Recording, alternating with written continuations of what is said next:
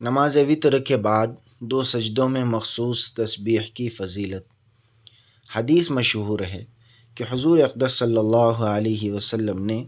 حضرت سیدہ فاطمہ رضی اللہ عنہا سے فرمایا، جو مومن مرد اور عورت نماز وتر کے بعد 2 سجدے کرے اور ہر سجدے میں 5 مرتبہ یہ تسبیح پڑھے، سبوح قدوس رب الملائکۃ والروح، تو قسم اس ذات کی جس کے قبضے میں میری جان ہے کہ وہ اپنی جگہ سے اٹھا بھی نہ ہوگا،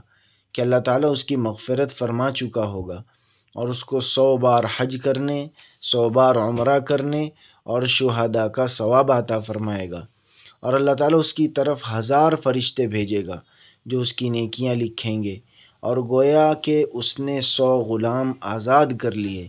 اور اللہ تعالیٰ اس کی دعا قبول فرمائے گا، اور یہ 60 جہنمیوں کی سفارش کرے گا اور اس کو شہادت کی موت نصیب ہوگی۔ حکم روایت: مذکورہ روایت کا کوئی معتبر ثبوت نہیں ملتا،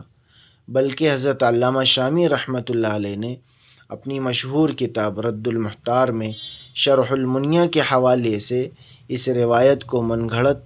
باطل اور بے اصل قرار دیا ہے۔